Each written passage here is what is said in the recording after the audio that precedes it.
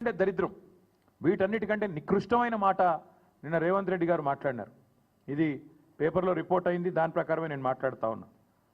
తెలంగాణ కాకుండా ఉమ్మడి ఆంధ్రప్రదేశ్లోనే బాగుండే ప్రభుత్వ ఉద్యోగులకనే ఒక నికృష్టమైన భావదారిద్రపు మాట తెలంగాణ ముఖ్యమంత్రి మాట్లాడడం అనేది ఇది నిజంగా కూడా తెలంగాణ ఆత్మగౌరవాన్ని కించపరచడమే. అసలు నీకు సిగ్గుందా? ఉద్యమంలో ఎన్నడూ రాలేదు కనీసం కలిసి. ఇవాళ సిగ్గు లేకుండా ఆ ముఖ్యమంత్రి పదవిలో కూర్చొని కూడా ఈ భావదారిద్రపు మాట మాట్లాడడానికి ఒక తెలంగాణ బిడ్డవు కదా, కనీసం రేషమని ఉండాలి కదా. ఎక్కడున్న తెలంగాణ ఎక్కడ పోయిందండి? 10 ఏళ్లలో భారతదేశానికే ఆదర్శంగా నిలబడ్డ తెలంగాణను పట్టుకొని ఉమ్మడి ఆంధ్రప్రదేశ్లోనే బాగుండే పరిస్థితులను మాట్లాడడానికి నీకు మనసెట్లొచ్చింది?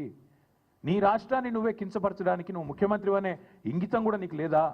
ఆ మాత్రం సోయి కూడా లేదా అని బాధతో అడుగుతా ఉన్నా. ఒక ముఖ్యమంత్రి పదవిలో కూర్చున్నావు, అదృష్టవంతుడివి నువ్వు. ఎంత గొప్పగా మాట్లాడాలి నువ్వు నీ రాష్ట్రం గురించి, నీ ప్రభుత్వం గురించి కూడా గొప్పగా చెప్పుకోవద్దంటలేదు మేము. కానీ రాష్ట్రాన్ని చిన్నగా చేసి చూపెట్టడం అనే దౌర్భాగ్యం అనేది ఉందో నిజంగా కూడా బాధాకరం. ఇంకా దారుణం ఏంటంటే రాష్ట్రాన్ని చిన్నగా చేస్తాడు.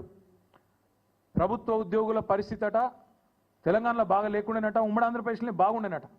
ఎందుకు 73% జీతం పెంచినందుకు బాగా లేకుండేనా? లేకపోతే భారతదేశంలోనే హైయెస్ట్ పే స్కేల్ కేంద్ర ప్రభుత్వ ఉద్యోగుల కంటే కూడా అత్యధికంగా జీతాలు ఇచ్చినందుకు బాగా లేకుండేనా? అత్యధికంగా పెన్షన్లు ఇచ్చినందుకు బాగా లేకుండేనా?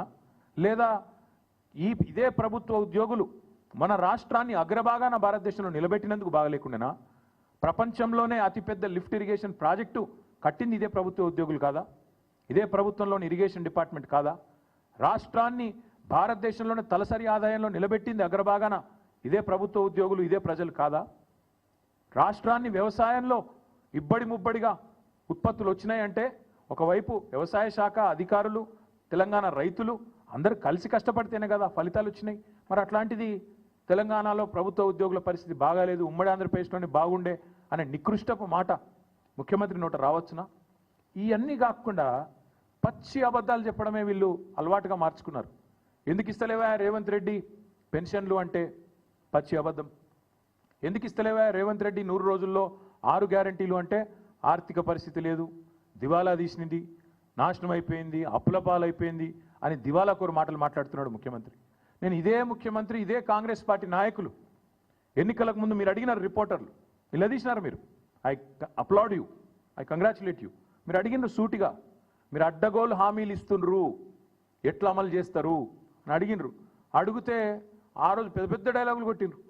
మాకు అంతరికే, మేము 100 సంవత్సరాల పార్టీ, మాకు తెలియదా, మీరు మాకు చెప్పేటోళ్ళ, మేము పెద్ద పోటుగాళ్ళం అని బిల్డప్ ఇచ్చిందే వీళ్ళు. ఒక్కసారి వినండి మేము చెప్పిన మాటలు, మేము కాదు వాళ్ళు చెప్పిన మాటలు. ఆ రోజు రేవంత్ రెడ్డి గారు పిసిసి ప్రెసిడెంట్ రాష్ట్ర ఆర్థిక పరిస్థితి గురించి మాట్లాడిన మాటలు వినండి. ఎవరు చెప్పారు? ఎవరన్నారా మాట అంటున్న? కర్ణాటక రాష్ట్రానికంటే తెలంగాణ రాష్ట్రం ఆదాయం తక్కువ అని. అది తప్పుడు ప్రచారం. అక్కడ ఉన్నాయి 224 అసెంబ్లీలు, అక్కడ ఉన్న జనాభా ఎంత, రాష్ట్రం బడ్జెట్ ఎంత. ఇక్కడ ఉన్న జనాభా ఎంత, ఈ రాష్ట్రం బడ్జెట్ ఎంత. దేశంలోనే అత్యధిక ఆదాయం ఉన్న రాష్ట్రం తెలంగాణ రాష్ట్రం. దేశంలోనే అత్యధిక ఆదాయం ఉన్న రాష్ట్రం తెలంగాణ రాష్ట్రం. అదేమో ప్రతిపక్షం